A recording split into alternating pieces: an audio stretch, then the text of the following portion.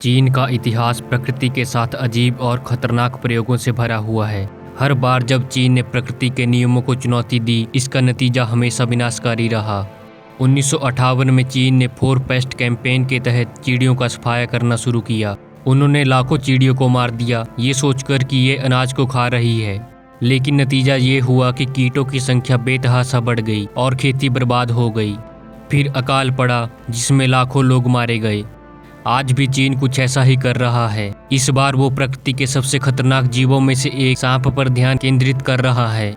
चीन के जिशिकियाओ गांव में आजकल एक नई और अनोखी खेती हो रही है, सांपों की खेती। यहाँ हजारों सांप पाले जा रहे हैं जिनका इस्तेमाल दवाओं, खाल और मांस के लिए किया जाता है। चीन में सांपों की खेती का कारोबार तेजी से बढ़ रहा है क्योंकि सांप की खाल और मांस का इस्तेमाल कई पारंपरिक चीनी दवाओं में होता है। लेकिन सवाल ये है, क्या ये फिर से चीन का एक और गलत कदम है? क्या ये प्रकृति के संतुलन के साथ छेड़छाड़ नहीं है?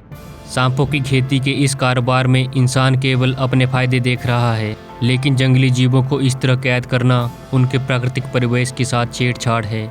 इन सांपों को पिंजरों में बंद रखा जाता है, उन्हें उनके प्राकृतिक शिकार से वंचित कर दिया जाता है। चीन की इस सांप की खेती ने एक बार फिर साबित कर दिया है कि वहाँ प्रकृति की इज्जत से ज़्यादा कारोबार को महत्व दिया जाता है। जैसे उन्होंने चिड़ियों का सफाया करके प्रकृति को तबाह किया था, वैसे ही आज ये सांपों के साथ कर रहे हैं। जब भी इंसान प्रकृति के साथ खिलवाड़ करता है, उसका अंजाम बुरा ही होता है। क्या भारत में भी सांपों की खेती की जाती है? कमेंट करके ज़रूर बताएं।